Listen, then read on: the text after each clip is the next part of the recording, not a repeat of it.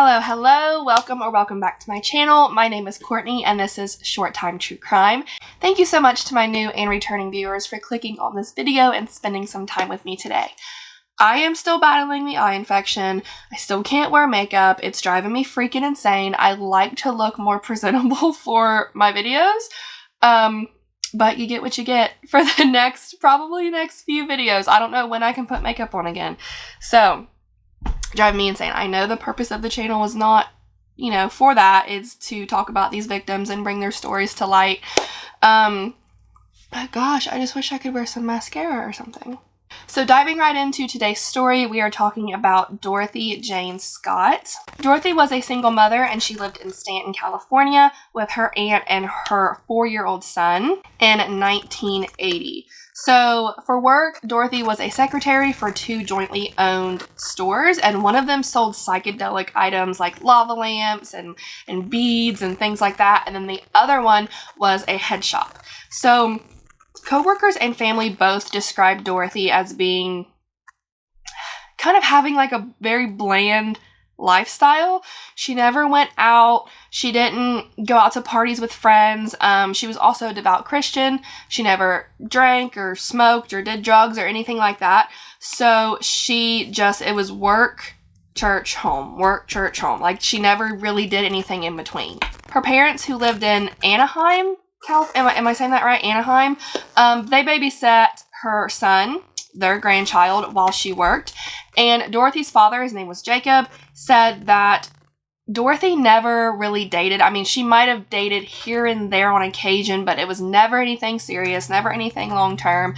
And as far as the family knew, she was not in a relationship. So many months before Dorothy's murder, she was getting these really, really weird phone calls, and she never knew who it was. It was an unidentified male, but the caller would go back and forth from professing his love to her, I love you so much, you're the love of my life, you're beautiful, to saying he was going to kill her. And one day, and this is the creepiest thing, one day Dorothy received another phone call from this unidentified male, and he said, "You need to go outside because I left a present for you."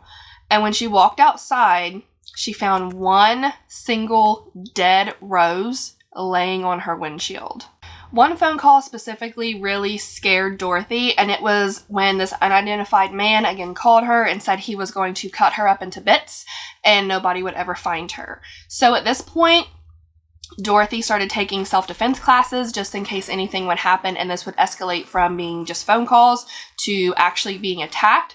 So she took self-defense classes, and she also considered purchasing a handgun of some sort, but she never got around to do it. So at 9 p.m. on May 28th, 1980, Dorothy was at an employee work meeting. And there was this coworker, his name was Conrad Bostron, and she noticed that he was not looking too good. He was very sweaty, he was just like looking very ill, and he had this red mark on his arm, and it was turned into a rash that like was rapidly spreading. So it freaked her out.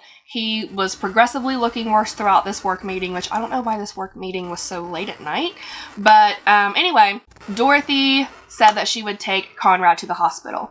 Now, another employee, her name was Pam Head, she volunteered to go with them. I don't know if it was because maybe she was in a relationship with Conrad or she just wanted to be nice and keep Dorothy company. I don't know why, but the 3 of them headed to the hospital and they took Dorothy's car. Dorothy was driving. And before going to the UC Irvine Medical Center, she wanted to stop at her house to check on her son, let her parents know that, like, listen, I know it's late, but this is why I'm going to be out late. This is who I'm with. This is why I'm not coming home. Just wanted to check on her son. She then changed her black scarf into a red scarf, and then she left. Now, it's a really good thing that Dorothy got Conrad to the hospital because it turns out he had been bitten by a black widow spider. And I mean, I'm pretty sure that can be fatal if untreated. So they were there for a few hours and Conrad was treated. And Dorothy and Pam sat in the waiting room together the entire time. The only time they were apart is when one of them had to go use the restroom. So when Conrad was discharged, Dorothy didn't really want Conrad to have to walk all the way to the car because he was still a little woozy. So Conrad and Pam stayed behind to walk to the pharmacy, which was in like a part of the hospital. They were going to go to the pharmacy, get his prescription. Dorothy was going to go get the car and bring it around front so Conrad didn't have to walk. So after getting the prescription, which only took a few minutes, they were looking around. They never saw Dorothy pull the car up to the front. So they're walking around the parking lot a little bit, trying to find where the heck Dorothy is. I'm sure they were probably frustrated. It had been a long day. Conrad's not feeling well. Everybody just wants to go home. So they're looking around the entrance and around the parking lot. They're not seeing Dorothy anywhere. And then out of nowhere, they see Dorothy's car speeding towards them in this parking lot, like full blown zooming towards them, and her high beams are on, and they're like waving their hands like, hey, like, we're right here, what are you doing? And the high beams were directly in Pam and Conrad's eyes, so they couldn't like get a good look into the car to see if it was Dorothy who was driving, if she was with somebody else. They didn't know what the heck was going on, but this car almost hit Pam and Conrad, barely missed them, and then took a right out of the hospital parking lot and zoomed off. So Pam and Conrad are like, what the hell is going on? They thought maybe an emergency happened with her son and she was just getting out of there to go be with him. Maybe she had plans to be somewhere and she was late. All they knew is that Dorothy left them. So they wait in the parking lot around the hospital for 2 hours, and after Dorothy not coming back, them not hearing from her at all, they decided to report this to hospital security. They also called the police and tried to make a missing persons report, but it had only been a couple of hours. Police were not taking it seriously because Dorothy is a grown woman. You know, if she wants to leave from the parking lot and not be heard from, she can do that. But a few hours later, around 4:30 a.m., police did start taking it seriously when Dorothy's car was found in flames about 10 miles away from the hospital. All of Dorothy's belongings were in the car, but Dorothy was not. So it's been about a week at this point since Dorothy's disappearance, and her parents received a phone call from the same unidentified man, and it was Dorothy's mother, Vera, who answered the phone, and they said, do you know Dorothy Scott? And she said, yes. And then all he says is, I've got her. And then he hangs up. So in an absolute panic, of course, Dorothy's mother calls the police, and police tell Dorothy's parents to not say anything to the media, do not release a bunch of details, because they were worried it could negatively affect the investigation. So they don't want a bunch of details out. They tell her parents not to say anything. But a week goes by, and nothing is being done. No leads are coming up. Nothing else is being found. Dorothy, of course, is not being found. So Dorothy's father, Jacob, he says, screw this. I'm not listening to the police. I'm going to speak with the media. So Dorothy's father, Jacob, he gets in touch with the Orange County Register, and he lets them know all about Dorothy's disappearance and some details, but not like a ton of details.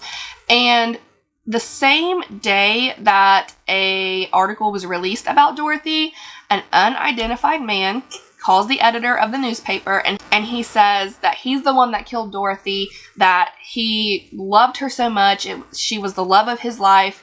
He caught her cheating with another man, and so he killed her. So for the next 4 years, this unidentified man would call Dorothy's mother every single Wednesday afternoon. And he would say something like, I've got her, and then he would hang up. Or he would say, where's Dorothy? Is Dorothy home? And hang up.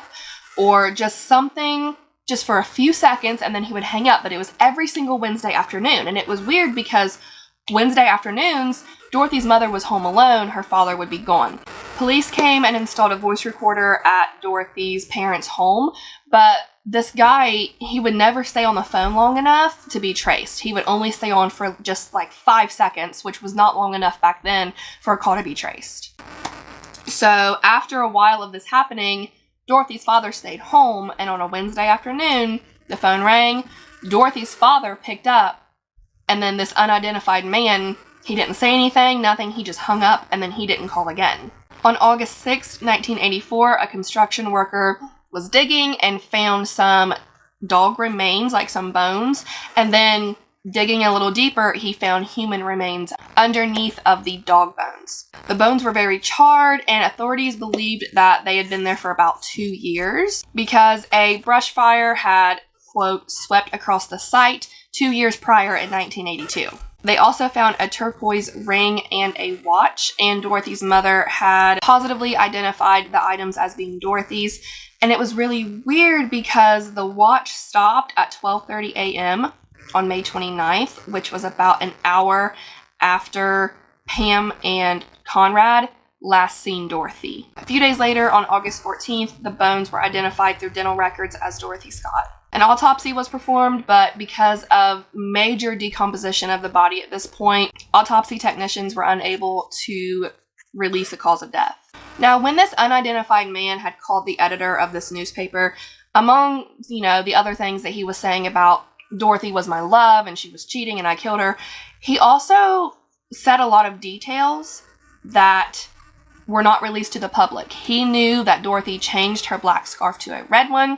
He knew that she had taken her co-worker Conrad to the hospital and it was for a black widow bite. And he said that Dorothy called him from the hospital. Now, Pam, the other lady that was with her, says there's no possible way that this could happen because I was with Dorothy all night long. The only time that we were ever apart was to go to the restroom, and I never heard her on the phone. And I couldn't find anything of police looking up phone records, or, it just seems like the police did a really shitty job at investigating this case. They just took Pam's word for it. They didn't look into anything. But, Dorothy could have made a phone call when Pam was in the restroom. She could have said she was going to the restroom, but really went and made a phone call. Pam doesn't know 100% that Dorothy never made a phone call to somebody.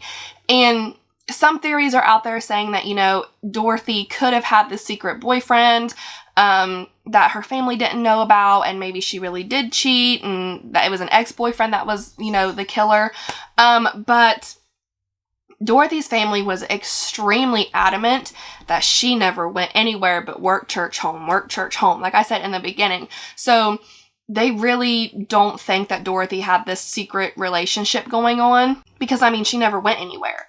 Now, another theory was that it could have been the Golden State Killer, who was also on a killing rampage around this time. Some similarities were that he would always stalk his victims. He would call his victims and the victims' families and everything, taunting them. He would target single mothers or women who were alone or, their husbands weren't home or something like that. But the Golden State Killer would always take the women from their homes, and Dorothy was taken from the hospital. So there's a lot of similarities, but then there's that one thing that doesn't really add up to be the Golden State Killer. And then, of course, Dorothy's ex-boyfriend, the father of her child, he was questioned, but they lived in California and he lived in Missouri, and he provided proof that, he was not in the area around the time that Dorothy was taken. But, could he have hired somebody to kill Dorothy so he could have custody of his son? Nobody really knows, but those are some theories. I hate that I brought you guys another unsolved case, but this one was very interesting to me, and I just wanted to know if you guys came up with any theories that I have not researched or that I haven't talked about here in this video. If so, please let me know. That is all I have for you guys this week. Please stay safe, and I will see you next week. Bye!